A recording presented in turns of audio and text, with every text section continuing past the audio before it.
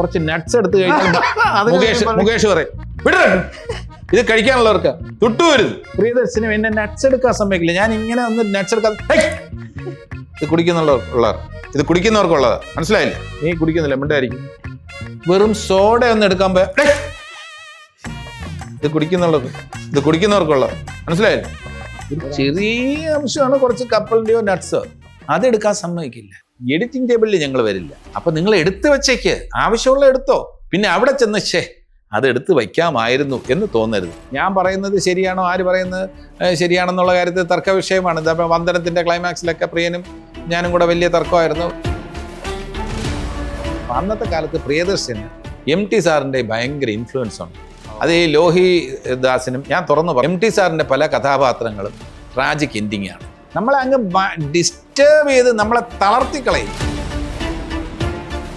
അവസാനം പ്രേക്ഷകരെ ഒന്ന് കരയിച്ചിട്ട് വിടുക എന്നുള്ളത്. നന്മയുടെ പ്രതീകമായിട്ടുള്ള നായകനെല്ലാം തകർന്ന് ലൂസറായി നിൽക്കാൻ നേരത്ത് പിന്നെ നമ്മളുടെ നന്മയ്ക്ക് എന്താ പ്രസക്തി ജീവിക്കുമ്പോൾ?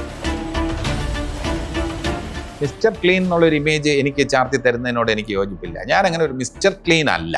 നേരെ മറിച്ച് സമൂഹത്തിന്റെ ഒരു മാതൃകയാണ്.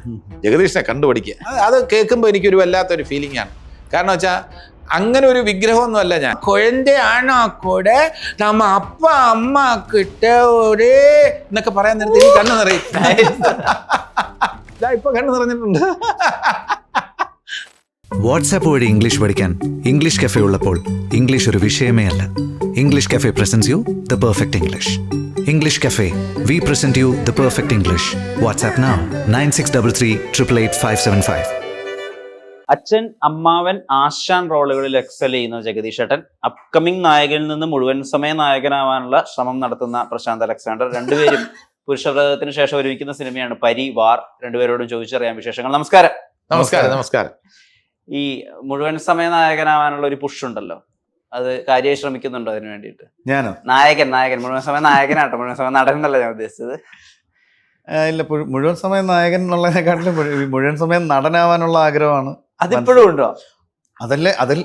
അതാണ് നമ്മുടെ ആഗ്രഹം. നായകനാവാന്നൊക്കെ പറഞ്ഞാൽ വല്ലപ്പോഴും വീണ് കിട്ടുന്ന ചില സാധ്യതകളാണ്. പണ്ടത്തെ പോലെ അല്ലല്ലോ. ഇപ്പോഴത്തെ സിനിമയില് ഈ ട്രെൻഡിന് പുറകെ പോകുന്നൊരു പരിപാടി ഇന്നില്ലല്ലോ. അപ്പൊ അതുകൊണ്ട് തന്നെ ഫുൾ ടൈം നടനായിട്ട് ക്യാരക്ടേഴ്സ് കിട്ടിക്കൊണ്ടിരിക്കുക എന്നുള്ളതാണ് ഫസ്റ്റ് പ്രയോറിറ്റി. അതിന്റെ ഇടയ്ക്ക് കൃഷാന്തനെ പോലെ ഭ്രാന്തുള്ള ആരെങ്കിലും അങ്ങനത്തെ പ്രൊജക്ടുകൾ ഉണ്ടാക്കിയാൽ അതും സന്തോഷമുള്ള കാര്യമാണ്. പുരുഷവേദന ഞാൻ അങ്ങനെ ചെയ്യുന്ന ഒരു പ്രശാന്ത് അലക്സാണ്ടർ ആയിരുന്നു എന്റെ മനസ്സിൽ. അത് സംഭവിക്കുന്നില്ല, സംഭവിക്കുമായിരിക്കും.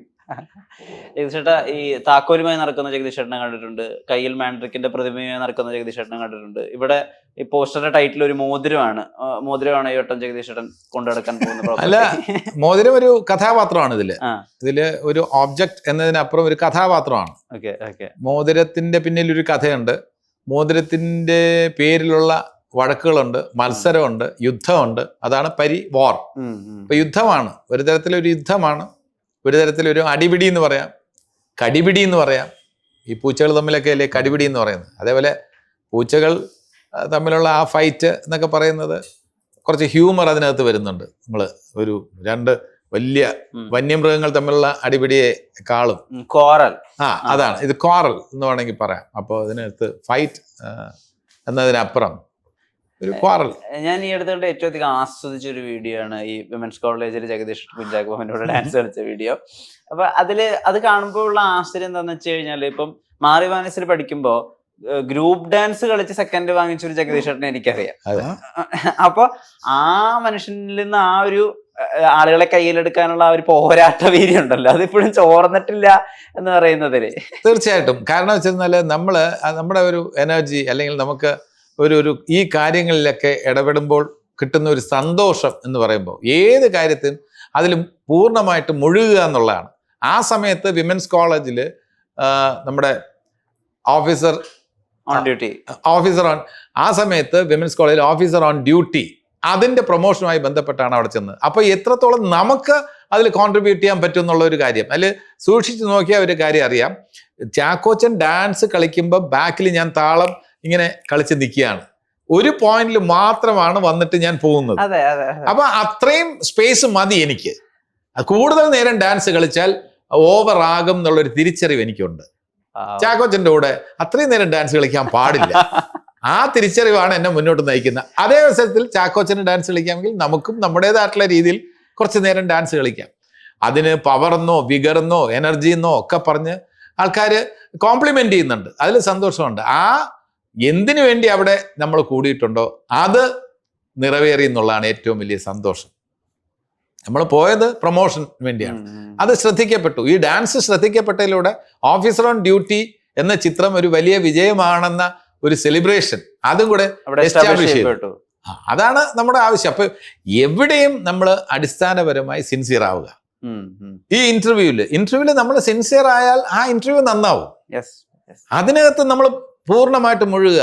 വിഷ്ണുവിന്റെ ചോദ്യങ്ങൾക്ക് നമ്മുടേതായിട്ടുള്ള രീതിയിൽ നമ്മൾ നല്ല മറുപടി നൽകാൻ ശ്രമിക്കുക. ആ ചോദ്യത്തിന്റെ സാങ്കത്യം മനസ്സിലാക്കി അതിൽ എല്ലാം അർപ്പിച്ച് നമുക്ക് രസകരമായിട്ടുള്ള, പ്രേക്ഷകർക്ക് ഇഷ്ടപ്പെടുന്ന തരത്തിൽ, അല്ലെങ്കിൽ പ്രേക്ഷകർ അതിനെക്കുറിച്ച് ചിന്തിക്കുന്ന തരത്തിൽ, അല്ലെങ്കിൽ പ്രേക്ഷകർ അതിനെക്കുറിച്ച് വിമർശിക്കുന്ന തരത്തിൽ ഒരു മറുപടി കൊടുക്കുമ്പോൾ എന്നിലെ ആക്ടർ ഇവിടെ ഞാനൊരു ഒരു നല്ല കാര്യത്തിന്റെ ഭാഗമാണെന്നുള്ള ഒരു ബോധം എനിക്കുണ്ടാവുന്നു. അതാണ് ഞാൻ ഓരോ കാര്യത്തിലും, ഞാൻ ചെയ്യുന്ന ഓരോ കാര്യത്തിലും ആ ഒരു പ്രസിഷൻ അല്ലെങ്കിൽ ആ ഒരു ഇൻവോൾവ്മെന്റ് ഞാൻ ആഗ്രഹിക്കുന്നു. അതിൽ ഞാൻ സന്തോഷം കണ്ടെത്തുന്നു. അതിൽ കൊച്ചു കാര്യം വലിയ കാര്യം എന്നില്ല. ആകാശവാണിയിൽ ഒരു ഇഷ്ടഗാനം അവതരിപ്പിക്കുമ്പോൾ ഒരു സിനിമയിൽ അഭിനയിക്കുന്നതിൻ്റെ അതേ പ്രാധാന്യം തന്നെ ഞാൻ കൊടുക്കും.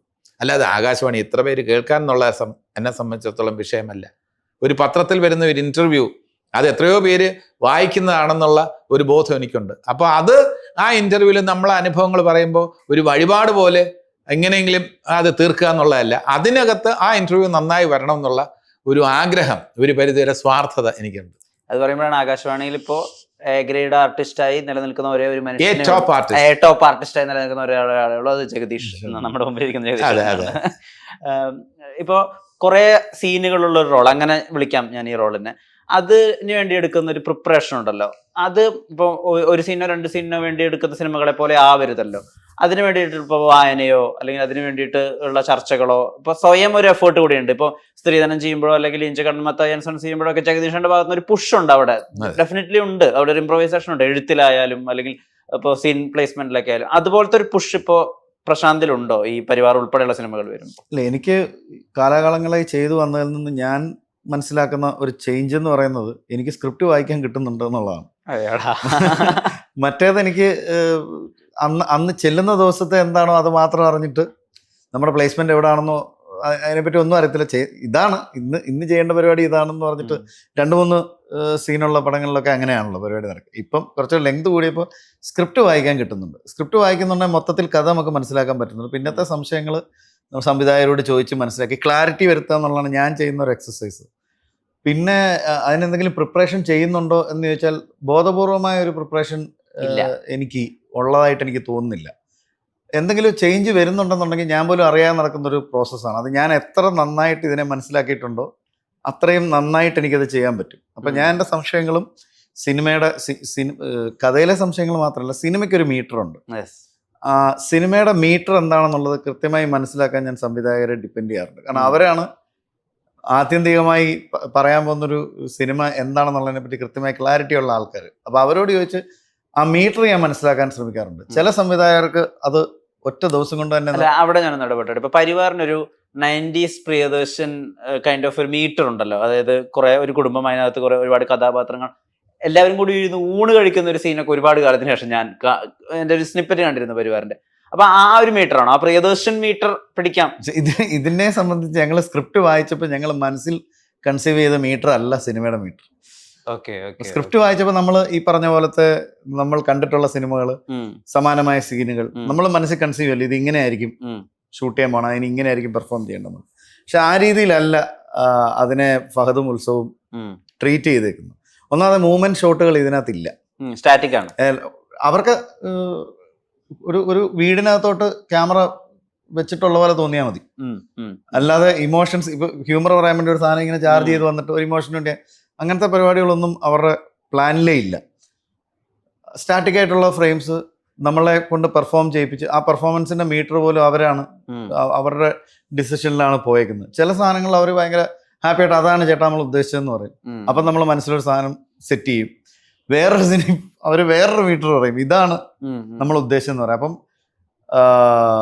നമ്മൾക്ക് അതിലൊക്കെ നമുക്ക് ഈ കൺഫ്യൂഷൻസ് ഉണ്ടാവും. പക്ഷെ ഹ്യൂമർ എന്ന് പറയുന്ന ജോണറിനെ നമുക്കൊരിക്കലും ജഡ്ജ് ചെയ്യാൻ പറ്റില്ല. അത് ഈ പറയുന്ന പോലെ ഇതിന്റെ കടിഞ്ഞാൻ പിടിച്ചിട്ടുള്ള ആൾക്കാരായിരിക്കും. അവർക്കാണല്ലോ ഫൈനലി ഇതെന്തായി തീരും എന്നുള്ളതിനെ പറ്റി കൃത്യമായ ധാരണയുള്ള വ്യക്തികൾ. അപ്പോൾ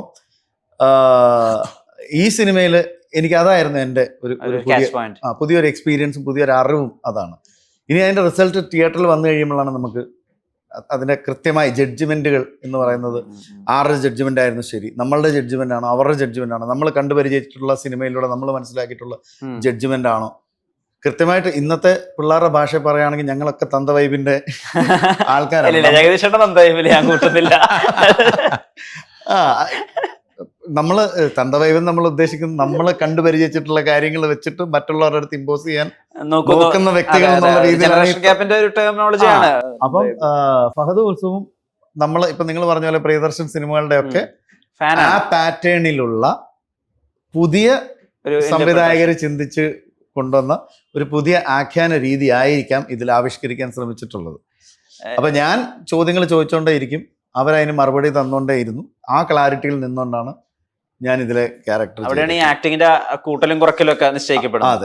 ജഗദീഷ് ചേട്ടാ, ഇപ്പൊ ഇവിടെ ഞാൻ അവരോട് ചോദിച്ചു ഏത് റേഞ്ചിലുള്ള ജഗദീഷ് ചേട്ടനെ ഉപയോഗിക്കാൻ പറ്റുക എന്നുള്ളത്. ഇപ്പൊ നമ്മൾ നേരത്തെ വലിയ ആക്ടേഴ്സിനൊക്കെ പറ്റി പറഞ്ഞിരുന്ന പോലത്തെ ഇപ്പൊ എങ്ങനെ വേണമെങ്കിൽ ജഗദീഷ് ചേട്ടനെ ഉപയോഗിക്കാം. നെടുമുടി വേണുവിനൊക്കെ പണ്ട് ആറ്റിക്കുറുക്കി ഉപയോഗിച്ചിരുന്നു സംവിധായകർ എന്നൊക്കെ പറയുന്നത്. ജഗദീഷ് ചേട്ടനെ ഇപ്പൊ എങ്ങനെ വേണമെങ്കിൽ നമുക്ക് എന്ത് മീറ്ററിലേക്ക് വിടാം. ഞാൻ ചോദിച്ചാൽ എന്താ ഇവിടെ ഉപയോഗിച്ചിട്ടുള്ളത് ചോദിച്ചപ്പോ 90s ഒരു ജഗദീഷ് ചേട്ടനെയാണ് ഉപയോഗിച്ചിട്ടുള്ളത്. പക്ഷെ ഇപ്പൊ ഫിസിക്കാലിറ്റി കൊണ്ട് അത്രയും ഓവറല്ല, ഇപ്പൊ കൈകളോ കാലുകളിലോ ചലനങ്ങൾ കൊണ്ട് ഓവറല്ല, പക്ഷെ മുഖം കൊണ്ട്. ഇപ്പൊ എനിക്കൊരു സീൻ കാണിച്ചു തന്നു, ഇപ്പൊ എത്ര പൊറോട്ട വാങ്ങണം എന്ന് ചോദിക്കുന്ന ഒരു സീനിനകത്ത് പണ്ടത്തെ ജഗദീഷ് ചേട്ടനുണ്ട്, മുഖത്ത് ജഗദീഷ് ചേട്ടനുണ്ട്, എന്നാൽ ശരീരം കൊണ്ട് ജഗദീഷ് ചേട്ടൻ ഇപ്പത്തെ ജഗദീഷ് ചേട്ടനാണ് താനും.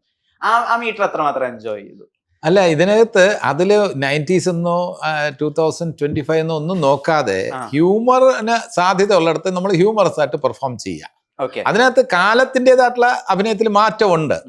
പിന്നെ പ്രായത്തിൻ്റെതായിട്ടുള്ള മാറ്റം, കഥാപാത്രങ്ങളുടെ പ്രായം അതും കൂടെ നോക്കണം. നമ്മളിപ്പോ ഇന്ന് ഞാൻ അപ്പുക്കുട്ടൻ അവതരിപ്പിക്കുമ്പോൾ അപ്പുക്കുട്ടന്റെ പ്രായം കൂടെ കണക്കിലെടുക്കണം. ഇല്ലെങ്കിൽ ഈ പറയുന്ന പോലെ ബോബനും മോളിയും എല്ലാ കാലത്തും ഒരേ പ്രായം എന്ന് പറഞ്ഞ പോലെ അത് പ്രേക്ഷകരെ അക്സെപ്റ്റ് ചെയ്യില്ല. കാരണം കഥാപാത്രങ്ങൾ അവതരിപ്പിക്കുന്നവരുടെ പ്രായം കൂടെ കൂടിയ കാര്യം മനസ്സിൽ ആൾക്കാർ എന്തായിരുന്നാലും അവരുടെ മനസ്സിലുണ്ടാവും. നമ്മളിപ്പോൾ ഒരു 4 പേരും കൂടെ ഒരു പെൺകുട്ടിയെ പ്രേമിക്കാൻ നടന്നാൽ അതിന് കുറച്ചുകൂടെ ലോജിക്ക് കൊണ്ടുവരണം. അന്നത്തെ കാലത്ത് അത് വേണ്ട, ഞങ്ങൾ പൂവാലന്മാരാണ്, ആ പ്രായമാണ്. ഇന്ന് അത് കൊണ്ടുവരുമ്പം ആ പ്രായത്തിലുള്ള പെൺകുട്ടിയായിട്ട് നടന്നു കഴിഞ്ഞാൽ ഇവരെന്തോ ആണ് ഇത് കാണിക്കുന്നത്. ഒരു ചൊല്ലുണ്ട്, കന്ന് കളിച്ചാൽ കൊള്ളാം കാള കളിച്ചാൽ കൊള്ളാമോ എന്ന് ചോദിക്കില്ലേ എന്ന് പറയുന്ന പോലെ. അപ്പൊ അങ്ങനെ ഒരു പ്രായത്തിനനുസരിച്ച് കുറച്ചൊക്കെ അഭിനയത്തിൽ ഒരു കൺട്രോൾ വേണം. അപ്പൊ ഇതിനകത്ത് 90s ഒന്നും നോക്കാതെ ഒരു സന്ദർഭം കിട്ടുമ്പോൾ അതിൽ ഹ്യൂമർ കൊണ്ടുവരാൻ ഞാൻ ശ്രമിച്ചിട്ടുണ്ട്. പിന്നെ ഈ പ്രശാന്ത് പറഞ്ഞാൽ വളരെ കറക്റ്റാ. ഉത്സവം ഫഹദും അവര് ഒരു പ്രത്യേക രീതിയിൽ ചിന്തിച്ചിരിക്കുകയാണ്. അതിനകത്ത് കുറച്ച് ലേറ്റസ്റ്റ് ഉണ്ട്, കുറച്ച് പഴയതുണ്ട്, കുറച്ച് ഇതിൻ്റെ ഇടയിലുള്ള പീരീഡ് ഉണ്ട്. അവർക്ക് വ്യക്തമായ ഒരു ധാരണയുണ്ട്. പല സീനിലും ഇത് മതിയോ ഇതാണോ എന്ന് ഞങ്ങൾ ചോദിക്കുമ്പോൾ കറക്റ്റാണ്, ഇത് അങ്ങോട്ട് ചെയ്താൽ മതി, ഓക്കെ ഞങ്ങൾ അനുസരിക്കുന്നു. ഞങ്ങൾ ഡബ്ബിങ് സമയത്ത് എന്തെങ്കിലുമൊക്കെ കുറച്ചുകൂടെ ഒന്ന് ഹ്യൂമർ കൂട്ടണം, കൈ നിടണോ, ഔട്ട് ബ്ലോക്കിലെങ്കിലും കൈ ഒന്നും വേണ്ട ചേട്ടാ, ഒന്നും ചെയ്യണ്ട. പടം ഏകദേശം ഒരു ഫോമിൽ കണ്ടപ്പോൾ ഞങ്ങൾ ചോദിച്ചു മ്യൂസിക് കുറച്ചുകൂടെ വേണ്ടേ, അവിടെ ഹ്യൂമറസ് ആക്കാൻ കുറച്ചുകൂടെ മ്യൂസിക് വേണ്ട വേണ്ട വേണ്ട വേണ്ട വേണ്ട അങ്ങനെ ഒരു കാര്യം ഞങ്ങൾ ഉദ്ദേശിച്ചിട്ടില്ല. ഞങ്ങൾ പറഞ്ഞ മ്യൂസിക്കാണ് ബിജിബാൽ തന്നിട്ടുള്ളത്. അതിൽ ഞങ്ങൾ 100% ഹാപ്പിയാണ്. അപ്പൊ അതില് അവരുടെ കോൺഫിഡൻസിൽ ഞങ്ങൾ ഹാപ്പിയാണ്. അവർ കൺഫ്യൂസ്ഡ് ആവുന്നില്ല. ഞങ്ങൾ എന്ത് ചോദിച്ചിരുന്നാലും അവർ confused. No no no no no ഇത് മതി. ഞങ്ങൾ ആഗ്രഹിച്ച എഡിറ്റിംഗ് കിട്ടിയിട്ടുണ്ട്, ക്യാമറ വർക്ക് കിട്ടിയിട്ടുണ്ട്, ഞങ്ങൾ ആഗ്രഹിച്ച മ്യൂസിക് കിട്ടിയിട്ടുണ്ട്, ഞങ്ങൾ ആഗ്രഹിച്ച ആക്ടിങ് കിട്ടിയിട്ടുണ്ട്. അതിനുവേണ്ടി നിങ്ങളുടെയൊക്കെ റീടേക്ക് എടുത്തിട്ടുണ്ട്. എൻ്റെ ഒരു സീൻ ഓക്കെ വെച്ചിട്ട് പിറ്റേ ദിവസം രാവിലെ അവർ വന്ന് പറഞ്ഞു ഇന്നലത്തെ ചേട്ടൻ്റെ 2 ഷോട്ട് ഞങ്ങൾക്ക് ഒട്ടും ഹാപ്പിയല്ല, ചേട്ടൻ ഞങ്ങൾ ആഗ്രഹിച്ച രീതിയിലല്ല പറഞ്ഞിരിക്കുന്നത്. ചേട്ടൻ്റെ രീതിയിൽ ചെയ്തിട്ടുണ്ട്, അത് തെറ്റാണെന്നോ മോശമാണെന്നോ ഞങ്ങൾ പറയുന്നില്ല, പക്ഷെ ഞങ്ങൾ ആഗ്രഹിച്ച രീതിയിൽ വന്നിട്ടില്ല. ഇല്ല ഇല്ല ഇല്ല ഇപ്പോഴും ഈഗോ സത്യസന്ധമായിട്ടും എനിക്ക് ഈഗോ ഹർട്ടായില്ല. ഞാൻ പറഞ്ഞു ഓക്കെ എന്നാ പിടിച്ചോ, ഞാൻ അതൊക്കെ ചലഞ്ചായിട്ട് ഏറ്റെടുക്കും. ഒരു റീടേക്ക് പറഞ്ഞിരുന്നാലും ഒരു സംവിധായകൻ പറഞ്ഞിരുന്നാല് എനിക്ക് റീടേക്ക് പറഞ്ഞാൽ ഞാനത് എൻ്റെ മുന്നിൽ ഒരു ചലഞ്ചാണ്. എങ്ങനെ ഡിഫറൻ്റ് ആയിട്ട് അടുത്ത ഒരു ടേക്ക് കൊടുക്കാൻ പറ്റും. ഡബിങ്ങിലൊക്കെ ആണെങ്കിൽ ഇവർ 2-3 ടേക്ക് വേണമെന്ന് പറയുന്നതാണ് എനിക്ക് ത്രില്ല്. കാരണം ദ ബെസ്റ്റ് അവർക്ക് പിന്നീട് സെലക്ട് ചെയ്യാമല്ലോ. ഇപ്പൊ അപ്പൊ തന്നെ എല്ലാം ഇപ്പൊ ഡബിങ്ങിൽ നമ്മൾ കൊടുക്കുന്ന 2-3 ടേക്ക് എല്ലാം ഒന്നും ഇറേസ് ചെയ്ത് പോകുന്നില്ലല്ലോ, അവിടെ തന്നെ ഉണ്ട്. ഇപ്പൊ ഓക്കെ എന്ന് തോന്നുന്നത് പിന്നീട് പ്ലേസ് ചെയ്യുമ്പോൾ മറ്റ് നല്ല ട്രെൻഡാണല്ലോ എന്നവർക്ക് തോന്നിയേക്കാം. അതുകൊണ്ട് എന്റെ മനസ്സിലുള്ള ആഗ്രഹം ഈ ഡബിങ്ങിൽ 2-3 വെർഷൻ എടുത്തു വയ്ക്കണമെന്നുള്ളതാണ് എന്റെ ആഗ്രഹം. പലപ്പോഴും ഞാൻ അങ്ങോട്ട് പറയാം, ഒരെണ്ണം കൂടെ ഓക്കെ ആണ്, എന്നാലും ഒരെണ്ണം കൂടെ തരട്ടെ, തന്നോളൂ എന്ന് പറയും. തന്നിട്ട് അവർ പറയും, ചേട്ടന് വേണ്ടിയാണ് ഞങ്ങൾ ഇത് എടുത്തത്, പക്ഷെ പ്രീവിയസ് ടേക്ക് ഞങ്ങൾ ഓക്കെയാണ്, അതിൽ ഹാപ്പിയാണ്, ഇതായിരിക്കും ഞങ്ങൾ വയ്ക്കാൻ പോകുന്നത് എന്ന് പറയും.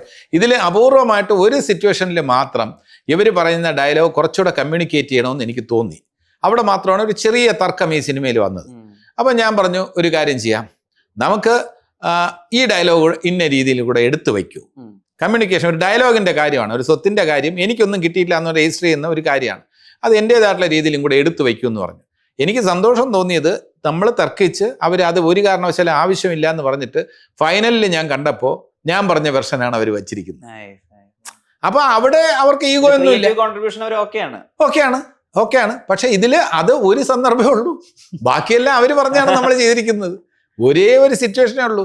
ഇപ്പൊ ഞാൻ ഈ പറഞ്ഞ പോലെ തർക്കിച്ച വെൽക്കം ടു കൊടൈക്കനാലില് ഞാൻ മരിക്കുന്നതായിട്ടാണ് എഴുതി വെച്ചിരുന്നത് ഡെന്നിച്ചായൻ. അപ്പൊ ഞാൻ റിക്വസ്റ്റ് ചെയ്തു, കാരണം അതുവരെ ഇങ്ങനെ പോയിട്ട് അവസാനം മരണം വേണ്ട, എന്നെ ആശുപത്രിയിൽ കൊണ്ടുവന്ന് അമേരിക്കയിൽ കൊണ്ടുപോകുന്നതായിട്ടൊന്നും നമുക്ക് എടുത്തു വയ്ക്കാന്ന് പറഞ്ഞു. വലിയ വഴക്കായി, തർക്കമായി. ഡെന്നിച്ചായൻ പറഞ്ഞു, അത് പറ്റൂലടാ, അത് മരിക്കണം, അതാണ് എൻ്റെ തീരുമാനം. ഞാൻ പറഞ്ഞു, ഡെന്നിച്ചായ ഒരു കാര്യം ചെയ്യും, നമുക്ക് മറ്റോടെ എടുത്തു വെക്കാം. എടുത്തു, രണ്ടുപേരും, ഒന്ന് മരിക്കുന്നതായിട്ട് എടുത്തു, അത് കഴിഞ്ഞിട്ട് ഒന്ന് അമേരിക്കയിൽ ചികിത്സയ്ക്ക് കൊണ്ടുപോകുന്നതായിട്ട് എടുത്തു. 2 ക്ലൈമാക്സ് എടുത്തു വെച്ചു. എന്നിട്ട് അവസാനം ഡെന്നിച്ചായൻ തന്നെ എന്നെ വിളിച്ചു പറഞ്ഞു, എടാ അവസാനം നിന്നെ അമേരിക്കയിൽ കൊണ്ടുപോകുന്ന വയ്ക്കാടാ. അപ്പൊ അദ്ദേഹത്തിന് ഒരു ഈഗോ ഇല്ല, അനിൽ ബാബുമാരാണ് സംവിധായകർ. അപ്പൊ അത് നമ്മൾ ഇതേപോലെ ഇങ്ങനെ തർക്കിക്കുന്ന ചില കാര്യങ്ങൾ ഞാൻ അവരോട്, സംവിധായകരോട് ഒരു കാര്യമേ പറയാറുള്ളൂ, എഡിറ്റിംഗ് ടേബിളിൽ ഒരിക്കലും ഒരു ആക്ടർ വരില്ല. എന്തായാലും ഞാനും പ്രശാന്തൻ ഞങ്ങൾ എഡിറ്റിംഗ് ടേബിളിൽ പോയിട്ടില്ല, പോകുകയില്ല. അവിടെ ചെന്ന് എങ്ങനെയാണ് എഡിറ്റിംഗ് എന്ന് നോക്കിക്കൊണ്ടിരിക്കുന്ന ഒരു പ്രശ്നം ഇരിക്കില്ല. അത് സംവിധായകന്റെ ജോബാണ്. എഡിറ്ററും സംവിധായകനും കൂടെ ഇരിക്കേണ്ടതാണ്, അവിടെ ആക്ടർക്ക് ഒരു റോളും ഇല്ല. അപ്പോൾ എഡിറ്റിംഗ് ടേബിളിൽ ഞങ്ങൾ വരില്ല. അപ്പം നിങ്ങൾ എടുത്തു വെച്ചേക്ക്, ആവശ്യമുള്ള എടുത്തോ, പിന്നെ അവിടെ ചെന്ന് അത് എടുത്ത് വയ്ക്കാമായിരുന്നു എന്ന് തോന്നരുത് എന്ന് എപ്പോഴും ഞങ്ങൾ പറയും. അപ്പം അങ്ങനെ ഈ ക്ലൈമാക്സിൻ്റെ കാര്യത്തിലൊക്കെ ഞാൻ പറയുന്നത് ശരിയാണോ, ആര് പറയുന്നത് ശരിയാണെന്നുള്ള കാര്യത്തിൽ തർക്ക വിഷയമാണ്. ഇതപ്പോൾ വന്ദനത്തിൻ്റെ ക്ലൈമാക്സിലൊക്കെ പ്രിയനും ഞാനും കൂടെ വലിയ തർക്കമായിരുന്നു. അവസാനം ലാലും ഹീറോയിനും ഒന്നിക്കണമെന്നായിരുന്നു എൻ്റെ പക്ഷം, പ്രിയനും ഹനീഫ് കയ്ക്കും അത് ഒന്നിക്കണ്ട എന്നുള്ള രീതിയിലായിരുന്നു. ഞാൻ ഒരുപാട് ലാസ്റ്റ് മിനിറ്റ് വരെ ഞാൻ തർക്കിച്ചെന്നു. എൻ്റെ അഭിപ്രായം ഇത് തന്നെയാണെന്ന് ഉറപ്പിച്ച് പറഞ്ഞു. പക്ഷേ പ്രേക്ഷകരിൽ നല്ലൊരു ശതമാനം വിശ്വസിക്കുന്നു ആ റീയൂണിയൻ വേണമായിരുന്നു തന്നെ ഞാൻ വിശ്വസിക്കുന്നത്. അത്രയും ടെൻഷനുള്ള പടത്തിൽ എൻ്റെ പ്രിൻസിപ്പിൾ ഇത്രയേ ഉള്ളൂ. അപ്പൊ അതിന് എക്സാമ്പിളായിട്ട് ഹനീഫ് ഖാൻ പ്രിയനും പറഞ്ഞത്, ചിത്രത്തിൽ കണ്ടോ, നീ കണ്ടോ, എന്താണ് ചിത്രത്തിൽ അവസാനം എല്ലാവരും കണ്ട, പിന്നെ എനിക്ക് എന്നെ കൊല്ലാതിരുന്നൂടെ എന്നുള്ള ചോദിക്കുമ്പോൾ എന്തൊരു സെന്റിമെന്റ്സ്. ഞാൻ പറഞ്ഞ അത് അതുവരെ മുഴുവൻ ചിരിച്ചുകൊണ്ടിരിക്കുന്ന സിനിമയാണ്, ലാസ്റ്റിൽ കുറച്ചൊരു നൊമ്പരം, അതുകൊണ്ടാണ് അത് വിജയിച്ചത്. വന്ദനത്തിൽ അങ്ങനെയല്ല. ഈ നെടുമുടി വേണുവിന്റെ റിവെഞ്ച് എന്നൊക്കെ പറഞ്ഞ ടെൻഷനുള്ള ഒരുപാട് മൊമെന്റ്സ് ഉണ്ട് ഹ്യൂമന്റെ ഇടയിൽ. അപ്പൊ അവസാനമെങ്കിലും ഒരു റിലീഫ് പ്രേക്ഷകർ ആഗ്രഹിക്കും. അവിടെയും അത് പ്രിയന്റെ ഒരു ക്രൂര വിനോദമാണ്. എനിക്കിപ്പോഴും അഭിമന്യുവില് ക്ലൈമാക്സില് ഹാപ്പി എൻഡിങ് ആണ് ഞാൻ ആഗ്രഹിക്കുന്നത്. ഞാൻ മോഹൻലാലിന് ഒറ്റ കൊടുക്കുന്നു, അവരെ പോലീസ് പിടിക്കുന്നു. അതുകൊണ്ട് എനിക്ക് ഭയങ്കര, എൻ്റെ കഥാപാത്രത്തിന് അന്നത്തെ പ്രേക്ഷകർക്ക് ഭയങ്കര ദേഷ്യമായി, മോഹൻലാലിന് ഒറ്റ കൊടുത്ത. അത് അതിന്റെ ആവശ്യം അല്ല, അതിന്റെ റിയാക്ഷൻ ഇല്ല. എന്നാൽ പോലും നമുക്ക് ആവശ്യമില്ലാത്ത ഒരു ടെൻഷനായി പോയി. അത് ഹാപ്പി എൻഡിങ് ആയതുകൊണ്ട് എന്താ കുഴപ്പം? അന്നത്തെ കാലത്ത് പ്രിയദർശന് MT സാറിന്റെ ഭയങ്കര ഇൻഫ്ലുവൻസ് ഉണ്ട്. അത് ഈ ലോഹി ദാസിനും ഞാൻ തുറന്നു പറയാണ്, MT സാറിന്റെ പല കഥാപാത്രങ്ങളും ട്രാജിക് എൻഡിങ് ആണ്. ആലോചിച്ച് നോക്കിക്കോളൂ. മുറപ്പെണ്ണ് എന്താണ് ക്ലൈമാക്സ്, ലൂസർ, ഇരുട്ടിന്റെ ആത്മാവ് ലൂസറാണ്. MT സാറിന്റെ കഥാപാത്രങ്ങൾ, മുറപ്പെണ്ണിലെ ബാലൻ ആഗ്രഹിച്ച പെണ്ണിനെ കല്യാണം കഴിക്കാൻ പറ്റുന്നില്ല. Female version. അപ്പൊ നോക്കിക്കോളൂ, എല്ലാത്തിലും പരാജയമാണ്. മുറപ്പെണ്ണ്, നഗരമേ നന്ദി, നസീർ സാറിന്റെ കഥാപാത്രം സിറ്റിയിലേക്ക് പറിച്ചു നടുമ്പോൾ സ്വന്തം സഹോദരി ഒരു പ്രോസ്റ്റിറ്റ്യൂട്ടായിട്ട് മാറുകയാണ്. അവസാനം പിന്നെ ആ സഹോദരി എന്നെ മരിച്ചു പോവാണ്. പിന്നാലെ നസീർ സാർ ഓടുമ്പോൾ ആ സഹോദരി കാറ് കയറി മരിക്കുകയാണ്. ട്രാജഡി, ട്രാജഡി അല്ലേ? MT സാറിന്റെ അന്നത്തെ നെടുലാട്ടം ഭയങ്കര ട്രാജഡിയാണ്. അപ്പൊ അങ്ങനെയുള്ള പടങ്ങൾ എടുത്തു നോക്കൂ. എല്ലാം ഒരു തരത്തിലെങ്കിൽ മറ്റൊരു തരത്തിൽ ഒരു കാലഘട്ടം മുഴുവൻ അദ്ദേഹത്തിന്റെ ഓളവും തീരവും. അവസാനം ഈ നായികയെ കൊല്ലേണ്ട വല്ല കാര്യമുണ്ടോ? വടക്കം വീരഗാഥ.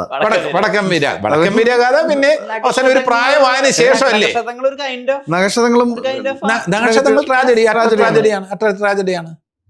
അപ്പൊ അങ്ങനെയുള്ള കാര്യങ്ങളില് പിന്നെ ഒരു ട്രാജഡി അല്ലേ? സുഹൃതം, അതിനേക്കാളും ഒക്കെ സതയം. എന്തൊരു ട്രാജഡിയാണ്. നമ്മളെ അങ്ങ് ഡിസ്റ്റർബ് ചെയ്ത് നമ്മളെ തളർത്തിക്കളയും. പിന്നെ അവസാനം വന്ന മറ്റേ സുഹൃതം. അപ്പൊ MT സാറിന്റെ സ്വാധീനം ലോഹിതദാസിനും പ്രിയദർശനും ഉണ്ട്. അവസാനം പ്രേക്ഷകരെ ഒന്ന് കരയിച്ചിട്ട് വിടുക എന്നുള്ളത് എനിക്ക് അതിനോട് യോജിപ്പില്ല. അവസാനം പ്രേക്ഷകരെ ഹാപ്പി ആക്കണം. സച്ചി പറഞ്ഞതാണ് ഏറ്റവും കറക്റ്റ്. സംവിധായകൻ സച്ചി പറഞ്ഞിട്ടുണ്ട് അവസാനം നായകൻ വില്ലൊടിക്കണം, നായകൻ വില്ലൊടിക്കണം എന്നുള്ളത്. എന്തൊരു കളിചിരിയിലെ അത് വളരെ മനസ്സിൽ തട്ടിയ ഒരു കാര്യമാണ്. അവസാനം ഒരു പ്രതീക്ഷയുടെ ഒരു പൈങ്കിളിയൊന്നും ആക്കണ്ട, ഒരു പ്രതീക്ഷയുടെ ഒരു ചെറിയ ഒരു നാളം കൊടുത്തിരുന്നാൽ നമുക്ക് ഒരു ഹൃദയം നിറഞ്ഞിറങ്ങിപ്പോവാം. നിറവച്ച് എല്ലാം തകർന്ന്, എല്ലാം നന്മയുടെ പ്രതീകമായിട്ടുള്ള നായകൻ എല്ലാം തകർന്ന് ലൂസറായി നിൽക്കാൻ നേരത്ത് പിന്നെ നമ്മളുടെ നന്മയ്ക്ക് എന്താ പ്രസക്തി? ജീവിക്കുമ്പോൾ ഈ നന്മയുള്ളവനൊക്കെ ഇതേ വരുള്ളൂ എന്നൊരു തോന്നൽ നമുക്ക് വരും. ഹോപ്പ് വേണമല്ലോ. ഹോപ്പ് വേണം. ചിത്രത്തിൽ പോലും ആ കുട്ടിയെ സേഫ് ഹാൻഡ്സിൽ എത്തിച്ചിട്ടാണ് നായകൻ. പൊന്നാരൻ തോട്ടത്ത് രാജാവ് ഞാൻ വളരെയധികം തർക്കിച്ചാണ്. എൻ്റെ കുട്ടി മരിക്കുന്നതായിട്ട് കാണിക്കുന്നുണ്ട്. ഞാൻ പറഞ്ഞു ദൈവത്തോർത്ത് മരിക്കുന്നത് വേണ്ട പ്ലീസ് എന്ന് പറഞ്ഞിട്ട് സമ്മതിച്ചില്ല. അത് ആ പടത്തിന് ഒരു ചെറിയ ബ്ലാക്ക് മാർക്ക് തന്നെയാണ്, അത് യാതൊരു സംശയമില്ല. അപ്പം ഞാനിതിനകത്ത് അത് പറയുമ്പോൾ എൻ്റെ ചിന്ത മുഴുവൻ പൈങ്കിളിയാണെന്ന് പറയും. പൈങ്കിളി എല്ലാം ഹാപ്പി എൻഡിങ് അല്ല. ജീവിതത്തിൽ എല്ലാം ഹാപ്പി എൻഡിങ് ആണോ എന്ന് ചോദിക്കും. ജീവിതത്തിൽ ഹാപ്പി എൻഡിങ് അല്ല. അതുകൊണ്ടാണ് സിനിമ കാണാൻ പോകുന്നത്. സിനിമ കാണാൻ പോകുമ്പോൾ ആണ് കുറച്ച് പ്രതീക്ഷ ഉള്ളത്, ഇത്തിരി മനസ്സമാധാനം. അപ്പൊ ഈ ഓവർ ഡോസ് ഓഫ് ഇതാണെങ്കിൽ ശരി, MGRന്റെ സിനിമകളിലെല്ലാം തന്നെ ഇനിയിപ്പോ ഇതിന്റെ ടൈറ്റില് ജഗദീഷിന് ഹാപ്പി എൻഡിങ് വേണം എന്നെല്ലാം ജഗദീഷിന് ഹാപ്പി എൻഡിങ് വേണം സംവിധാനം. അത് ഹാപ്പി എൻഡിങ് അല്ല. അപ്പൊ അവനെ ഇടണ്ട, വെട്ടിക്കള. ഹാപ്പി എൻഡിങ് ഒന്നും കൊടുക്കാൻ പറ്റില്ല. ഞാൻ എൻ്റെ ആഗ്രഹമാണ് പറഞ്ഞത്. അത് ശരിയോ തെറ്റെന്നല്ല ഞാൻ പറയുന്നത്, ശരിയാണെന്നല്ല പറയുന്നത്. എൻ്റെ ആഗ്രഹമാണ് പറയുന്നത്. പ്രിയദർശൻ ചെയ്തത് തെറ്റെന്ന് ഞാൻ പറയുന്നില്ല, ലോഹിതദാസ് ചെയ്തത് തെറ്റെന്ന് ഞാൻ പറയുന്നില്ല. എൻ്റെ ആഗ്രഹം അതൊക്കെ ഒരു പോസിറ്റീവ് എൻഡിങ്ങിൽ, ഒരു ഹാപ്പി എൻഡിങ്ങിൽ പോയിരുന്നെങ്കിൽ. ഇപ്പം നമ്മളെ സംബന്ധിച്ചിടത്തോളം നമ്മുടെ മുന്നിൽ ഷേക്സ്പിയറിന്റെ ഏറ്റവും നല്ല എക്സാമ്പിൾസ് ഉണ്ട്. ആസ് യു ലൈക്ക് ഇറ്റ് എന്ന് പറയുന്നത് ഹാപ്പി എൻഡിങ് ആണ്. Comedy of errors happy ending ആണ്. ഭയങ്കര ട്രാജഡി ആയിട്ടുള്ള ഹാംലെറ്റും ഉണ്ട്, മാക്ബത്തും ഉണ്ട്. ഇതെല്ലാം സക്സസ് ആയ സംഭവങ്ങളാണ്. ഒഥല്ലോ ട്രാജഡിയാണ്, അങ്ങേ അറ്റത്തെ ട്രാജഡിയാണ്. അപ്പൊ ഈ ട്രാജഡി നമ്മുടെ മനസ്സിൽ പതിഞ്ഞു നിൽക്കും. അതുകൊണ്ട് ചർച്ച ചെയ്യപ്പെടും. റോമിയോ ആൻഡ് ജൂലിയറ്റ് ട്രാജഡിയാണ്. ഇതൊക്കെ ചർച്ച ചെയ്യപ്പെടും. ഇതൊക്കെ മനസ്സിലായിക്കൊണ്ട് തന്നെയാണ് ഞാൻ പറയുന്നത്. പക്ഷേ എവിടെയെങ്കിലുമൊക്കെ എന്തെങ്കിലുമൊക്കെ നന്മ ഉണ്ടെങ്കിൽ ആ നന്മയുടെ വിജയത്തിന് ഒരു സൂചനയെങ്കിലും നൽകാൻ കഴിഞ്ഞാൽ എന്നിലെ പ്രേക്ഷകൻ ഹാപ്പി ആവുമെന്ന് മാത്രമേ ഞാൻ പറയുന്നുള്ളൂ. അത് ഷേക്സ്പിയർ ചെയ്ത തെറ്റ്. ഷേക്സ്പിയറിനെ ചോദ്യം ചെയ്ത് ജഗദീഷ്. പരിവാറിൽ അങ്ങനെയുള്ള ഇപ്പൊ 90s ഈ പ്രിയദർശൻ രാജസേനൻ സിനിമകളിലൊക്കെ എല്ലാ ക്യാരക്ടേഴ്സും കൂടി ഫ്രെയിമിൽ ഇങ്ങനെ വന്നിട്ടുള്ള ചിരി, അതൊരു സന്തോഷമായിരുന്നു കണ്ടോണ്ടിരിക്കാൻ. അത് പരിവാറിൽ കിട്ടുമോ? അത് ചെയ്തിട്ടുണ്ട് ഞങ്ങള്. അത് ഒരു പരിധിവരെ കൊണ്ടെത്തിയിട്ട് പക്ഷെ അതിനെ തകിടം മറിക്കുന്ന ടൈലന്റ് ചിലപ്പോൾ വന്നിരിക്കും. Okay fine. ഈ ഇപ്പം രണ്ട് പേരോടും ചോദിക്കട്ടെ. രണ്ടുപേരും ആ വിധത്തിൽ അതിന്റെ പ്രതിനിധികളാണ്, അതുകൊണ്ടാണ് ചോദിക്കുന്നത്. മാർക്കോയിൽ നായകൻ വില്ലന്റെ നെഞ്ചു തുരന്ന് ഹൃദയം പുറത്തേക്ക് എടുക്കുകയാണ്. പണിയിൽ രണ്ട് വില്ലന്മാരെയും പൊട്ടിച്ചിതറിച്ച് മാംസകഷ്ണങ്ങളാക്കുകയാണ്. വൈറസിന്റെ രണ്ട് അറ്റങ്ങളാണ് ആ രണ്ട് സിനിമകളുള്ളത്. അപ്പോൾ ഞാനൊരു ചൈൽഡ് സൈക്കോളജിസ്റ്റിനോടായിട്ട് സംസാരിക്കുമ്പോൾ അദ്ദേഹം പറഞ്ഞത് സിനിമയിൽ ഇത്രയധികം ഡീറ്റെയിലിങ്ങുകൾ വരുന്നത് കുട്ടികളെ ഇൻഫ്ലുവൻസ് ചെയ്യുന്നുണ്ട്, കുട്ടികളിൽ വയലൻസ് പടർത്തുന്നുണ്ട്. നമ്മൾ കുട്ടികൾ വയലന്റ് ആവുന്നതിന്റെ വാർത്തകൾ എല്ലാ ദിവസവും കാണുന്നുണ്ട്. റാഗിങ്ങിലൂടെയും പ്രിൻസിപ്പളിനെ ചോദ്യം ചെയ്തിട്ടും അങ്ങനെ പല വിധത്തിൽ. ആ വിധത്തിൽ വയലൻസിനെ ട്രീറ്റ് ചെയ്യുമ്പോൾ ഉത്തരവാദിത്വം ഉണ്ടാവണ്ടേ? അത് ഒരു ടഫ് ക്വസ്റ്റ്യൻ ആണ്. കാരണം വെച്ച് കഴിഞ്ഞാല് മാർക്കോയുടെ ഭാഗമായിട്ട് നിന്നിട്ട് ചെയ്തെല്ലാം തെറ്റായിപ്പോയി എന്ന് പറഞ്ഞാൽ ആൾക്കാർ എന്നെ കൈകാര്യം ചെയ്യും. പക്ഷെ എല്ലാ ചോദ്യത്തിനും ഏറ്റവും നയതന്ത്രമായും മറുപടി പറയുന്ന ഒരാളാണ്.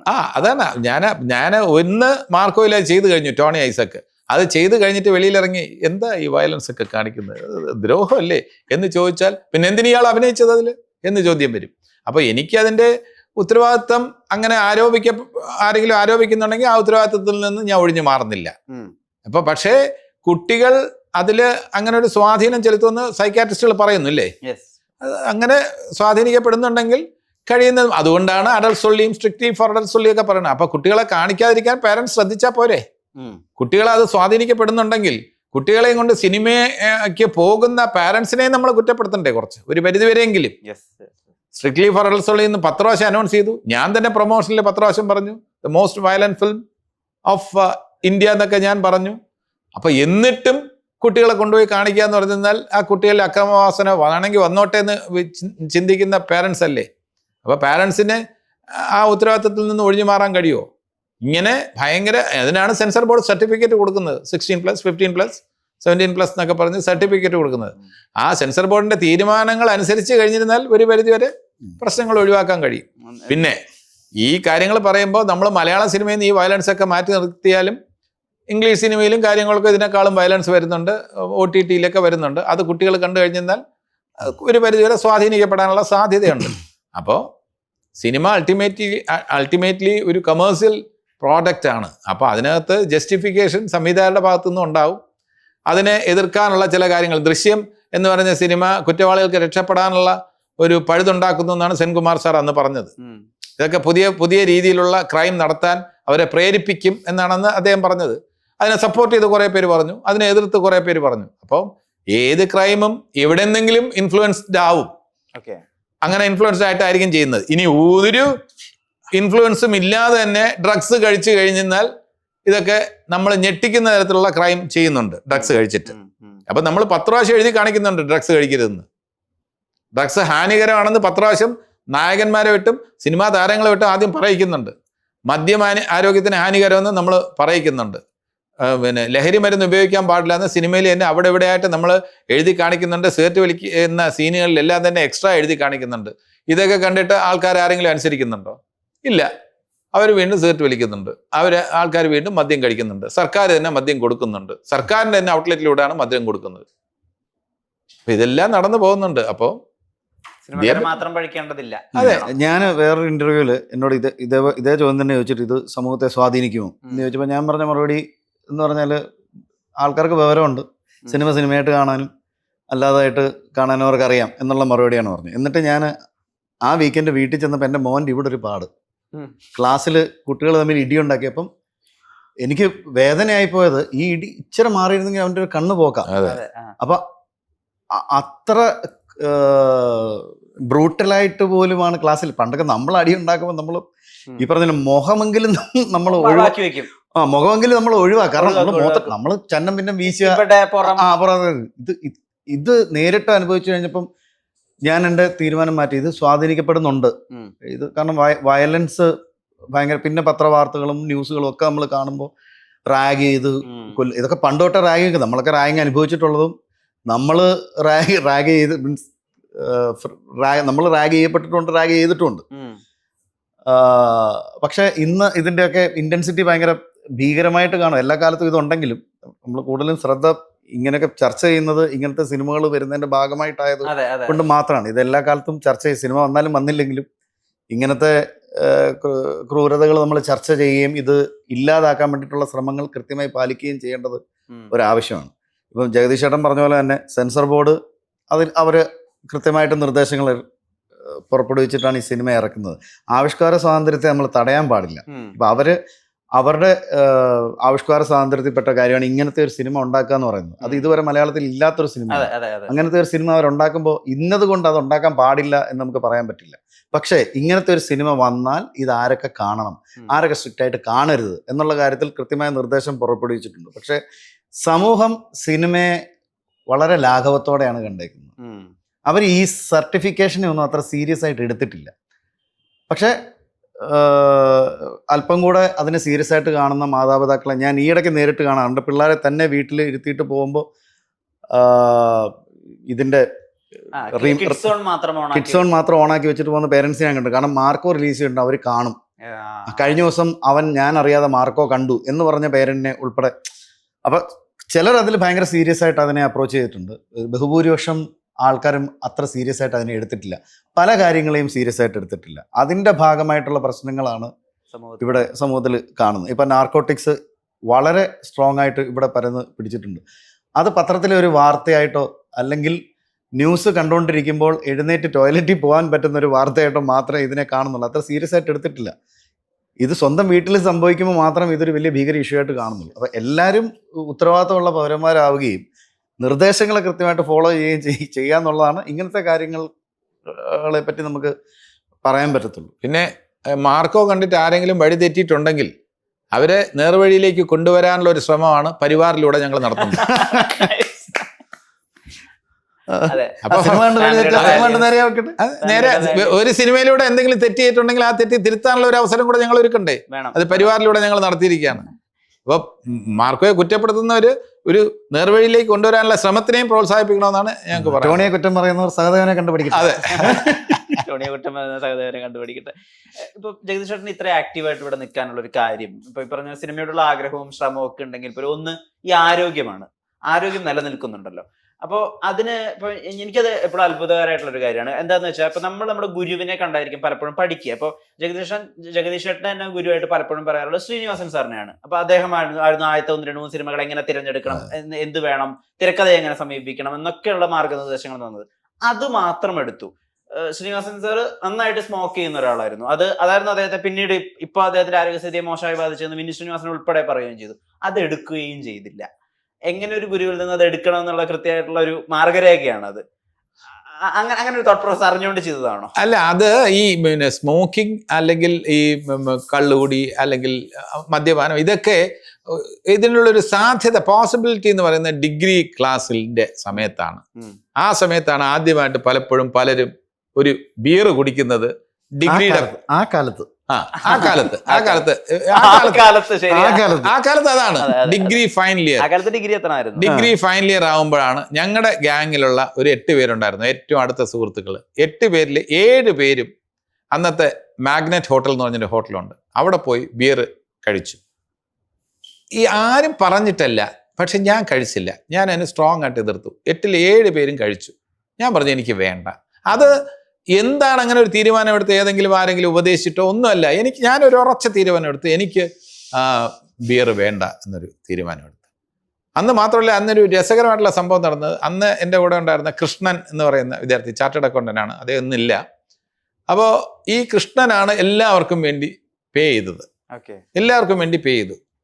ബിയറിന് വേണ്ടിയുള്ള കാശ് എല്ലാവർക്കും കൊടുത്തിട്ട് കൃഷ്ണൻ, ഞാനും താമസിക്കുന്നത് കൃഷ്ണൻ കരമനയാണ്, അതിൻ്റെ അടുത്ത പോയിന്റിൽ പാപ്പനംകോടാണ് ഞാൻ താമസിക്കുന്നത്. അപ്പോൾ അടുത്ത് KSRTC തമ്പാനൂരിൽ നിന്ന് സിറ്റി ബസ്സിൽ ഞാൻ കയറിയിട്ട് ബിയറിൻ്റെ എത്രയോ കാശ് കൊടുത്ത കൃഷ്ണൻ കണ്ടക്ടർ ടിക്കറ്റ് എടുക്കാൻ വന്നപ്പോൾ കൃഷ്ണൻ പറഞ്ഞു ഒരു കരമന. എന്നിട്ട് എൻ്റെ അടുത്ത് പറയാണ്, നിന്റെ ടിക്കറ്റ് നീ എടുത്തോ. അപ്പോൾ എനിക്ക് വേണ്ടി ഒരു 15 പൈസ മുടക്കാൻ മടി കാണിച്ച ആൾ ഇത്രയും പൈസ ബിയറിന് വേണ്ടി മുടക്കാൻ തയ്യാറായി. അതെൻ്റെ ലൈഫിൽ പിൽക്കാലത്തും ഒക്കെ ഉണ്ടായി. എവിടെ പോയി കഴിഞ്ഞിരുന്നാലും ആൾക്കാർ മദ്യത്തിന് വേണ്ടി നമ്മുടെ സുഹൃത്തുക്കളെല്ലാം ഇഷ്ടം പോലെ മുടക്കും. നേരെ മറിച്ച് ഈ മദ്യം കഴിച്ചുകൊണ്ടിരിക്കുന്നതിനിടയിൽ ഞാൻ പലപ്പോഴും പറഞ്ഞിട്ടുണ്ട്, കുറച്ച് നട്ട്സ് എടുത്ത് കഴിഞ്ഞാൽ മുകേഷ് പറയും വിട, ഇത് കഴിക്കാനുള്ളവർക്ക് തൊട്ടുവരുത്. പ്രിയദർശനം എന്നെ നട്ട്സ് എടുക്കാൻ സമ്മതിക്കില്ല. ഞാൻ ഇങ്ങനെ വന്ന് നട്ട്സ് എടുക്കാൻ, ഇത് കുടിക്കുന്നവർക്കുള്ളതാ, മനസ്സിലായില്ല? നീ കുടിക്കുന്നില്ല, മിണ്ടായിരിക്കും. വെറും സോഡ ഒന്ന് എടുക്കാൻ പോയ ഇത് കുടിക്കുന്നവർക്കുള്ളത്, മനസ്സിലായില്ലേ? ഇതൊക്കെ നമ്മുടെ സിനിമയിലുണ്ട്. ഇത് എന്താണ് എനിക്ക് മനസ്സിലായിട്ടില്ല ഇതുവരെ. അപ്പൊ അതിന് ആ മദ്യം, കൂടിയ മദ്യത്തിന്റെ ബില്ലിന്റെ ഒരു ചെറിയ അംശമാണ് കുറച്ച് കപ്പലിന്റെയോ നട്ട്സോ, അതെടുക്കാൻ സമ്മതിക്കില്ല. അപ്പൊ അതൊരു വളരെ വിചിത്രമായിട്ടുള്ള കാര്യം, അന്നുണ്ടായ കാര്യം ഇന്നും നമ്മൾ കണ്ടുകൊണ്ടിരിക്കുകയാണ്. ഇതൊക്കെ രസകരമായിട്ടാണ് ഞാൻ നോക്കിക്കാണുന്നത്, അല്ലാതെ അവരൊക്കെ വലിയ വില്ലന്മാരായിട്ടോ ഒന്നും കാണുന്നില്ല. നമ്മൾ ഇതിന്റെ ഇടയ്ക്കും ഇവർ കൈയൊക്കെ തട്ടിയില്ലെങ്കിലും ഇവർ വേറെ എന്തെങ്കിലും ഡിസ്കസ് ചെയ്യാൻ നേരത്തെ ആരും കാണാതെ ഞാൻ കപ്പലിന്റെ കഴിച്ചിട്ടുണ്ട്. അത് വേറെ പ്രശ്നം. അതിൽ പരിഭവിച്ച് എൻ്റെ ഏറ്റവും വലിയ അത്ഭുതമാണ് ജഗദീഷ് ചേട്ടൻ മദ്യപിക്കില്ല, സീട്ട് വലിക്കുക എന്നുള്ളത്. കാരണം ഞാൻ സിനിമ വന്ന കാലത്ത് ഞാൻ കണ്ട് മനസ്സിലാക്കിയിട്ടുള്ളതെന്ന് പറഞ്ഞാൽ, ഇങ്ങനത്തെ കമ്പനി കൂടുതലാണ് ഒരു ടീം രൂപപ്പെടുന്നതും അവർ മുന്നോട്ട് പല പടങ്ങളും ബെൽറ്റ് ഉണ്ടാകുന്നതും കാസ്റ്റ് ചെയ്യപ്പെടുന്നതും സോഷ്യൽ ഡ്രിങ്കിങ് എങ്കിലും മസ്റ്റാണ്, വേണമെന്നാണ് നമ്മൾ മനസ്സിലാക്കിയേക്കുന്നത്. പക്ഷെ ഇത്രയും വർഷം ജഗദീഷ് ചേട്ടൻ എങ്ങനെ പിടിച്ചു നിന്നു എന്നുള്ളത്, അത് ഇതൊന്നും ഇല്ലാത്ത ഒരാൾ ഇൻഡസ്ട്രിയിൽ എങ്ങനെ പിടിച്ചു എന്നുള്ളത് വലിയൊരു അത്ഭുതമാണ്. കാരണം ജഗദീഷ് ചേട്ടൻ നായകനായിട്ട് വന്ന ഒരാളല്ല. നായകനായിട്ട് വന്നെങ്കിൽ ഓക്കെ, അയാളുടെ സ്റ്റാൻഡേർഡ് നിൽക്കാം. സപ്പോർട്ടിങ് ക്യാരക്ടർ റോളുകൾ ചെയ്തു വരുന്ന ഒരാൾക്ക് ഈ ടീമുകളിൽ വന്ന് പെട്ടാലല്ലേ ഈ ടീമുകൾ തന്നെയുള്ള പടങ്ങൾ ചെയ്തുകൊണ്ടിരിക്കുന്നത്. അതെന്നെ ഭയങ്കര ഞാൻ ചോദിച്ചിട്ടുണ്ട് ജഗദീഷ്. അല്ല, അത് ഇന്ന് ലോങ് ലൈഫ് കിട്ടാൻ വേണ്ടി, ഒരു ആക്ടർ എന്ന നിലയിൽ ലോങ് ലൈഫ് കിട്ടണമെങ്കിൽ ആരോഗ്യം വേണം, അത് വേണമെങ്കിൽ കുടിക്കാൻ പാടില്ല, സിഗരറ്റ് വലിക്കാൻ പാടില്ല, അങ്ങനെ ഒരു ചിന്ത ഒന്നും അല്ല കേട്ടോ. അതൊന്നും ലാക്കാക്കില്ല. പക്ഷെ ഒരു കാര്യം ഞാൻ വിഷ്ണു ചോദിച്ചതിന് കറക്റ്റായിട്ട് ഉത്തരം പറയാം. ഇതൊന്നും ഇല്ലെങ്കിൽ നമ്മൾ ചെയ്യുന്ന റോളുകൾക്ക് കൂടുതൽ നമുക്ക് മിഴിവ് പകരാൻ കഴിയും, കൂടുതൽ ശ്രദ്ധ കൊടുക്കാൻ കഴിയും. അത് യാതൊരു സംശയം വേണ്ട. ഒരു നമ്മുടെ ബോഡി കുറച്ച് പെർഫെക്റ്റ് ആയിട്ട് വെച്ച് കഴിഞ്ഞിരുന്നാൽ നമ്മുടെ ഏജിനെ ഓവർകം ചെയ്തിട്ടുള്ള ചില റോൾസ് ഒക്കെ നമുക്ക് ചെയ്യാൻ പറ്റും. ഓടാൻ പറഞ്ഞാലോ ചാടാൻ പറഞ്ഞാലോ, നമ്മളിപ്പോൾ ഒരു ഓടാൻ പറയുന്നതൊക്കെ നമ്മൾ ചെറുപ്പക്കാരുടെ കൂടെയാണ് ഓടേണ്ടി വരുന്നത്. അജയന്റെ ബേസിലിന്റെ കൂടെ ഓടുന്നു, ടൊവിനോയുടെ കൂടെ ബേക്കൽ ഫോർട്ട് ചാടി കയറി, ടൊവിനോയുടെ കൂടെ ആ ഫ്രെയിം ഔട്ടാകാതെ ടൊവിനോയുടെ കൂടെ ഡയറക്ടർ ജിതിൻ ലാൽ കൺഫ്യൂഷൻ ആയിരുന്നു, ചേട്ടാ അത് പറ്റുമോ? ഞാൻ പറഞ്ഞു ഞാൻ ശ്രമിക്കാം. ടൊവിനോ കേടുന്ന ആ ഫ്രെയിമിൽ ഔട്ടാകാത്ത രീതിയിൽ ഞാൻ മുകളിൽ വരെ കയറി. അത് 3 ഷോട്ട് 3 ടേക്ക് എടുത്തു, 3 ആംഗിളിൽ നിന്ന് ടേക്ക് എടുത്തു. ഞാൻ ബേക്കൽ ഫോർട്ട് കയറി. അത് എനിക്ക് അത്യാവശ്യം ആരോഗ്യം ഉള്ളതുകൊണ്ടാണെന്ന് ഞാൻ വിശ്വസിക്കുന്നു. നേരെ മറിച്ച് തലേദിവസം മദ്യം കഴിച്ചിരുന്നെങ്കിൽ എനിക്ക് കംപ്ലീറ്റ് ചെയ്യാൻ പറ്റുമെന്ന് എനിക്ക് തോന്നുന്നില്ല. അപ്പം അതൊക്കെയാണ്. അപ്പം നമുക്ക് അങ്ങനെ അതിന് വേണ്ടി അല്ലെങ്കിൽ പോലും അങ്ങനെ ഒന്നും ഇല്ലാത്തത് എനിക്ക് ഗുണകരമായി ഭവിച്ചിട്ടുണ്ടെന്ന് തുറന്നു പറയാൻ ഞാൻ ഒരുക്കമാണ്. ഒരു ക്ലീൻ ഇമേജ് ഉണ്ട് അങ്ങനെ സ്വയം. അതെ, ഇതിൽ ഇപ്പം ക്ലീൻ ഇമേജ് എന്ന് പറയുമ്പോഴാണ് അതിനകത്തൊരു ടെൻഷൻ. കാരണം വെച്ചാൽ ഈ മിസ്റ്റർ ക്ലീൻ എന്നുള്ളൊരു ഇമേജ് എനിക്ക് ചാർത്തി തരുന്നതിനോട് എനിക്ക് യോജിപ്പില്ല. ഞാൻ അങ്ങനെ ഒരു മിസ്റ്റർ ക്ലീൻ അല്ല. ഞാനൊരു സാധാരണ മനുഷ്യനാണെന്ന് ഞാൻ വീണ്ടും വീണ്ടും പറയാൻ ആഗ്രഹിക്കുന്നു. എല്ലാ ദൗർബല്യങ്ങളും ഉള്ള ഒരു സാധാരണ പച്ചയായ മനുഷ്യൻ എന്ന് വിശേഷിപ്പിക്കാനാണ് എനിക്ക് കൂടുതൽ. നേരെ മറിച്ച് സമൂഹത്തിൻ്റെ ഒരു മാതൃകയാണ് ജഗദീഷിനെ കണ്ടുപിടിക്കുക. അത് കേൾക്കുമ്പോൾ എനിക്കൊരു വല്ലാത്തൊരു ഫീലിംഗ് ആണ്. കാരണം വെച്ചാൽ അങ്ങനെ ഒരു വിഗ്രഹമൊന്നുമല്ല ഞാൻ. നമുക്ക് സാധാരണക്കാരൻ്റെതായിട്ടുള്ള ദേഷ്യമോ കോപോ അസൂയയോ എല്ലാം ഉള്ള ഒരാളാണ് ഞാൻ. വീണ്ടും വീണ്ടും പറയുന്നത് വെച്ചിരുന്നാൽ നമുക്ക് അങ്ങനെ ഒരു ജഗദീഷ് നന്മയുടെ പ്രതീകം അല്ല, നന്മയുടെ പ്രതീകമൊന്നും അല്ല. നമ്മുടെ എല്ലാ മനുഷ്യൻ്റെയും വികാരമുള്ള ഒരു സാധാരണക്കാരനായിട്ടുള്ള ആളാണ്. പിന്നെ കുറച്ച് കൂടുതൽ ഇമോഷണലാണെന്ന് വേണമെങ്കിൽ പറയൂ, കൂടുതൽ സെന്റിമെന്റലാണെന്ന് വേണമെങ്കിൽ പറയൂ. അതിൽ സത്യസന്ധതയുണ്ട്. ഞാൻ ഇമോഷണലാണ്. ഇമോഷണൽ എന്ന് പറഞ്ഞാൽ ഞാൻ പാട്ട് കേട്ട് കരയുന്ന ആളാണ്. ഞാൻ പാട്ട് കേട്ട് കരയുന്നതാണ്. കൊച്ചുകുട്ടികൾ സമ്മാനം വാങ്ങുന്നത് കാണുമ്പോൾ ഞാൻ കരയുന്നതാണ്. എന്തിനാണ് കരയുന്നതെന്ന് എനിക്കറിഞ്ഞൂടാ. ഒരു വേദിയിൽ സമ്മാനം പ്രൈസ് ഗോസ് ടു എന്ന് പറയാൻ നേരത്തെ ഒരു കൊച്ചുകുട്ടി വന്ന് ഒരു സമ്മാനം വാങ്ങാൻ നേരത്തെ തിരിച്ചു നോക്കി ഇങ്ങനെ തൊഴുന്ന കാണുമ്പോൾ എനിക്ക് കരച്ചിൽ വരും. അതെന്തിനു കരയുന്നതെന്ന് എനിക്കറിയില്ല. ടി വിയിലുള്ള ചില കൊച്ചു കുട്ടികളുടെ ചില പ്രസംഗങ്ങൾ, സ്മാർട്ടായിട്ടുള്ള പ്രസംഗങ്ങൾ, ചില തമിഴ് ചാനലൊക്കെ വയ്ക്കുമ്പം ചില കുട്ടികളുടെ പ്രസംഗമൊക്കെ നമ്മ എതുക്ക് இந்த மாதிரி சொல்றேன்னா நாம எல்லாம் குழந்தையானா கூட நம்ம அப்பா அம்மா கிட்ட ஒரே എന്നൊക്കെ പറയാൻ നേരത്തെ എനിക്ക് കണ്ണ് നിറയും. അതേ കാണുമ്പോൾ എനിക്ക് കണ്ണ് നിറയും. അപ്പൊ അത് അടുത്തേക്കുമ്പോ എൻ്റെ മോള് ചോദിക്കും എന്താ വെച്ചാൽ കരയുന്നത്? ഒന്നുമില്ല. അത് എൻ്റെ ഇപ്പൊ കണ്ണ് നിറഞ്ഞിട്ടുണ്ട്. അത് എന്തുകൊണ്ട് കണ്ണ് നിറയുന്നു എന്നുള്ളതെന്ന് എനിക്കറിയില്ല. അപ്പൊ ഇമോഷണലായിരിക്കാം. ഞാൻ ബേസിക്കലി ഒരു ഇമോഷണലായിട്ടുള്ള ഒരു ജീവിയാണ്, അത്രേ ഉള്ളൂ. അല്ല നന്മയുടെ ആളൊന്നുമല്ല. ഈ സ്ത്രീധനം ഉണ്ടാക്കാനും അതുപോലെ വെൽക്കറ്റ് കൊടൈക്കനാൽ ഉണ്ടാക്കാനും ഒക്കെ ജഗദീഷ് ഒരു പുഷ് എടുത്തിട്ടുണ്ട്. ഇപ്പൊ ജോജു ഉറ്റ സുഹൃത്താണ്, അദ്ദേഹം ഒരു പുഷ് എടുത്തിട്ട് ഇപ്പൊ അദ്ദേഹം പണി വരെ ഉണ്ടാക്കി. പ്രശാന്ത് അലക്സാണ്ടർ അങ്ങനെ ഒരു പുഷ് എപ്പോഴും എടുക്കും? ഞാൻ പുഷ് എടുക്കുന്നുണ്ട്, പുഷിക്കൊണ്ടേ ഇരിക്കുന്നുണ്ട്. അത് എപ്പോഴേലും ഒക്കെ തെള്ളി അപ്പുറത്ത് എത്തിക്കും ഞാൻ. പ്രശാന്ത് ഹാർഡ് വർക്കിംഗ് ആണ്. പ്രശാന്തിന് ഈ പറഞ്ഞ പോലെ നായകൻ ആദ്യം വിഷ്ണു സൂചിപ്പിച്ചപ്പോൾ അല്ല എന്ന് പറഞ്ഞില്ലേ, നടൻ എന്ന് പറഞ്ഞില്ലേ. പ്രശാന്ത് ആത്മാർത്ഥമായിട്ട് ആഗ്രഹിക്കുന്നുണ്ട്. നായകൻ എന്നുള്ള വാക്കല്ലെങ്കിൽ ഒരു സെൻട്രൽ ക്യാരക്ടറിലൂടെ ഈ പറയുന്ന പോലെ പുരുഷപ്രേതം പോലുള്ള ഒരു ബ്രേക്ക് വീണ്ടും ആഗ്രഹിക്കുന്ന ആളാണ്. അതിനുവേണ്ടി ഓർഗനൈസ് ചെയ്യാൻ വരെ റെഡിയാണ്. അതില് ഒരു സെക്കൻഡ് ഫിഡിൽ കളിക്കാൻ ഞാൻ റെഡിയാണ്. ഇത് ഈ പടവും ഞാൻ പുഷ് ചെയ്തിട്ടുണ്ട്. അത് കാണാനുണ്ട്, ഡെഫിനറ്റ്ലി അധ്വാനം കാണാനുണ്ട് സത്യമായിട്ട് മനുഷ്യ. ഞാനാണ് മറ്റേ ഡിജിറ്റൽ വില്ലേജ് കണ്ടിട്ട് ഞാൻ ഫഹദിനെ ഹുസൈനെ വിളിച്ച് ചാൻസ് ചോദിച്ചപ്പോഴാണ് അവര് പറയുന്നത് ഒരു കഥയുണ്ട് ചേട്ടനൊന്ന് കേട്ടു വെക്കുന്നത്. നമ്മുടെ ആഗ്രഹ നടനാണ്. ഈ കൃഷ്ണന്റെ കാര്യം വെച്ചപ്പോഴാണ് രണ്ടുപേരും പുരുഷപ്രേതത്തിലുണ്ടായിരുന്നു, രണ്ടുപേരും വെബ് സീരീസിലുണ്ടെന്ന് അറിയാം. മോഹൻലാലിനെ വെച്ച് പടം ചെയ്യുന്നു എന്നൊക്കെ അറിയുന്നു. രണ്ടുപേരും ഉണ്ടോ അതിനകത്ത്? അല്ല, ഒന്നും ആയിട്ടില്ല. കൃഷ്ണാന്തിന്റെ മുഖ്യ വെച്ചും മോഹൻലാലിനെ വെച്ചും 2 സബ്ജക്ട് റെഡിയാക്കിയിട്ടുണ്ട്.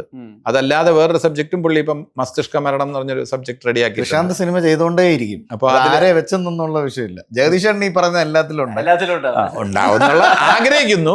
ഇപ്പൊ വെബ് സീരീസ് ഞങ്ങൾ 2 ഉണ്ട്. 4.5 ഗ്യാങ് എന്ന് പറയുന്നത്, അത് സോണി ലീവിൽ വരുന്നുണ്ട്.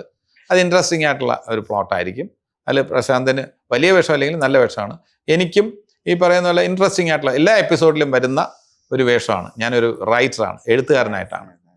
ഇപ്പം നമ്മൾ പുറത്തുള്ള ആക്ടേഴ്സിനെ പറ്റിയൊക്കെ പറയുമല്ലോ, പരേഷ് റാവൽ, പ്രകാശ് രാജ്, അവരൊക്കെ പിക്ക് ചെയ്യുന്ന സിനിമകൾക്ക് തന്നെ ഒരു ബ്രാൻഡുണ്ട്, ഒരു വിലയുണ്ട്. അതിപ്പോൾ ജഗദീഷ് ചേട്ടനുണ്ട്. അതൊരു USB ആണ് പരിവാറിന്റെ. പ്രശാന്ത് അലക്സാണ്ടറിനായാലും ആ വിധത്തിലൊരു ക്വാളിറ്റി ഉണ്ടെന്നേ. നമ്മൾ ഇവരുടെ പടമായിരിക്കില്ല, എന്തെങ്കിലും കാണുമായിരിക്കും എന്നുള്ളൊരു ചിന്തയുണ്ട് സാധാരണ പ്രേക്ഷകൻ. അത് പരിവാറിലൂടെ പൂർത്തീകരിക്കട്ടെ. ഇവിടെയുള്ള ഈ ചെറിയ സിനിമകളൊക്കെ വിജയിക്കുമ്പോഴാണ് ഇൻഡസ്ട്രിയുടെ ഒരു ഖ്യാതി പുറത്തെത്തുന്നത്. നേരത്തിന് ഒരുപാട് നന്ദി. നല്ല നമസ്കാരം. Thank you.